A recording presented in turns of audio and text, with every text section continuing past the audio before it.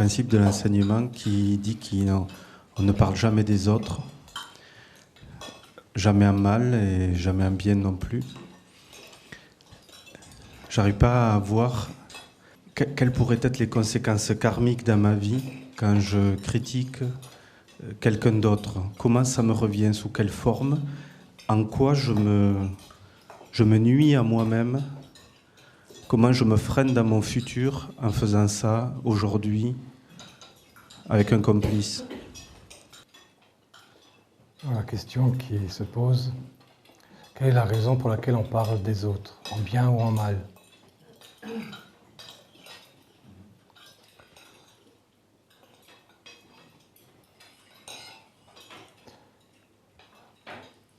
C'est toujours parce qu'on est soit un esprit superficiel, soit un esprit méchant.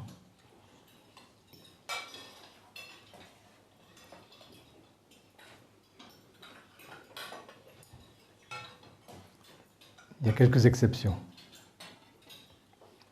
Lorsqu'on parle des autres, pour savoir comment les aider.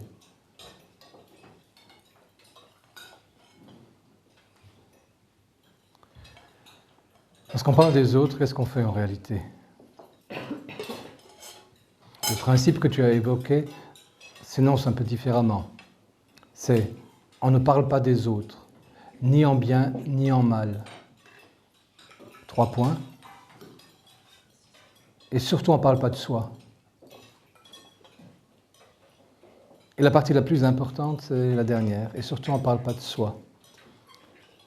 Et ça s'adresse, malheureusement pour la plupart des gens, et on ne parle pas de soi, ça s'adresse uniquement à des élèves réellement avancés, qui ont compris qu'on ne parlait pas de soi. Pourquoi? Parce que parler de soi, c'est alimenter la vanité. Or, sur le chemin, 2 grands géants, l'orgueil et la vanité. Le jour où on a compris ça, on ne parle plus jamais de soi. Avant d'être arrivé à ce niveau-là, on peut parler de soi, parce qu'on a besoin de parler de soi, on a besoin d'une oreille attentive, on a besoin de dire quelque chose qu'on n'arrive pas à transformer tout seul. À ce moment-là, il y a des amis ou bien des professionnels qui sont là pour écouter. Et ça a sa place. Mais sur le chemin, ça n'enlève rien au principe. On ne parle pas des autres et on ne parle pas de soi. Le fait de parler de soi ou de parler des autres, c'est blesser ce principe. Avec les conséquences, qui sont les conséquences qu'occasionne tout principe qui est blessé. Mais j'en reviens à la première partie de ce que j'ai dit. Après, je vous parlerai des conséquences. Donc, parler des autres, c'est toujours parler de soi. Pourquoi ? Quand on parle en mal de quelqu'un, on parle d'une facette de soi dont on sait qu'elle existe aussi, ou bien dont on ignore encore qu'elle existe de façon encore plus forte en soi que chez l'autre, et qu'elle n'a pas été assez transformée. Donc, dire du mal des autres, c'est toujours parler de ce qu'il y a de pire en soi. Et lorsqu'on parle en bien des autres, qu'est-ce qu'on fait? On parle encore de soi.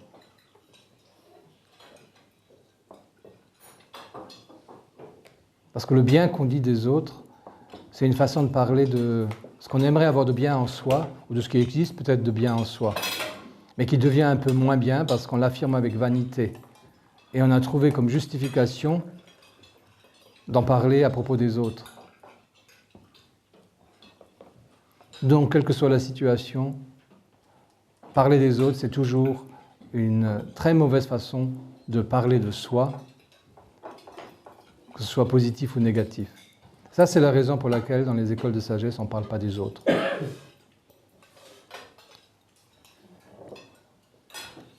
Et il y a encore ensuite d'autres éléments, et les conséquences. Par exemple, parler des autres, et donc blesser un de ces principes essentiels du chemin, c'est le deuxième principe sur le chemin.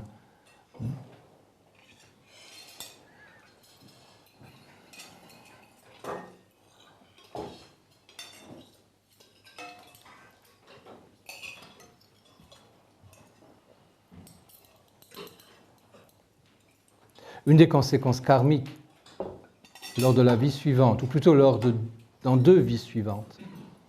Mais certains d'entre vous vivent ça aujourd'hui, puisqu'ils ont fait ce dont je parle il y a 2 vies. La conséquence de parler des autres dans 2 vies suivantes, c'est que les autres ne s'intéressent pas à vous. C'est-à-dire que vous vous sentez seul, abandonné, incompris. Vous avez l'impression que personne ne vous prête attention, qu'on ne vous voit même pas quand vous êtes là. On ne nous accorde aucune forme d'importance. Ça, c'est la conséquence karmique dans 2 vies de parler des autres aujourd'hui. Et dans une vie, dans la vie suivante, la conséquence de parler en bien des autres, qu'est-ce que ça peut être? Dans la vie suivante, parce qu'on a parlé en bien des autres, la conséquence est que soi-même, on aimerait réaliser des belles choses, des bonnes choses, des choses justes, et on n'y arrive pas. C'est-à-dire que tous ceux qui sont dans l'incapacité aujourd'hui de réaliser les belles choses qu'ils aimeraient réaliser, les grandes choses ou les bonnes choses qu'ils aimeraient réaliser et qui n'y arrivent pas, c'est une des conséquences de la vie précédente où ils ont beaucoup parlé des autres, en bien. Comme si l'énergie avait déjà été prise, elle n'est plus disponible. Et la conséquence dans la vie suivante de parler en mal des autres, ça c'est beaucoup plus simple. Tout ce mal va nous revenir. Beaucoup comme des situations négatives et très difficiles et douloureuses. Et dans beaucoup d'autres cas, c'est l'opinion que les autres auront de nous, autour de nous. C'est-à-dire qu'ils nous considéreront mal, ils parleront mal de nous, ils ne nous feront pas confiance. Donc, lorsqu'on examine un principe blessé dans une vie, il faut d'abord toujours aller voir dans les 2 vies suivantes quelle est la conséquence, pour comprendre le lien qu'il y a.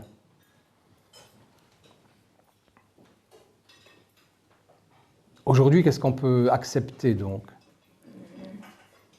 Si on décide de parler de quelqu'un, la plupart du temps, les gens ne décident pas de parler de quelqu'un. C'est tellement mécanique en eux qu'ils le font dans une bonne partie de leur conversation avec les autres, ils parlent des autres. Mais si on décide de parler de quelqu'un, il faut avoir auparavant posé une intention. Et l'intention est claire. C'est « je veux parler de quelqu'un parce que je veux l'aider. Je veux me mettre à son service pour une raison ou pour une autre. Et donc je peux en parler pour chercher une solution meilleure. Par exemple, dans ma relation à lui, à ce moment-là, je peux en parler. Mais, et ça c'est la seule possibilité de parler des autres. Vous comprenez? Oui? Sinon, je ne parle pas des autres. Mais malgré tout, même dans ce cas possible, et par exemple, tous ceux qui sont des pédagogues ou des enseignants dans un domaine ou un autre, ils sont obligés de parler de leurs élèves. Vous saisissez? Mais ils ont quelle intention? Ils n'en parlent pas pour en dire simplement du bien ou du mal, ils en parlent dans un but pédagogique. Comment est-ce qu'on peut aider cet élève à avancer encore plus, encore mieux?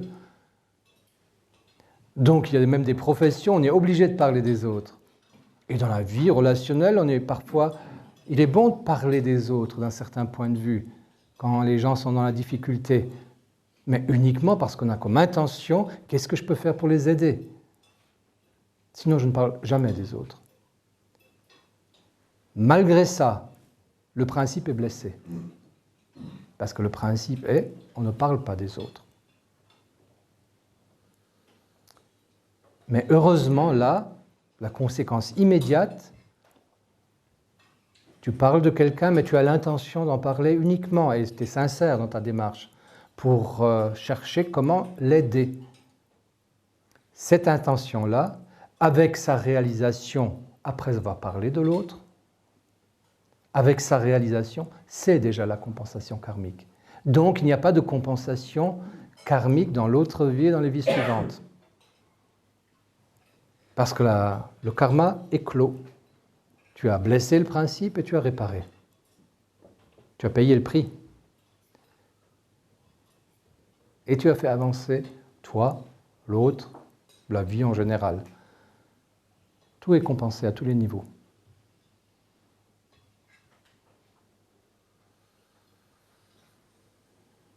Ça répond à votre question? C'est bien. Alors je vous souhaite une bonne journée. À vous aussi.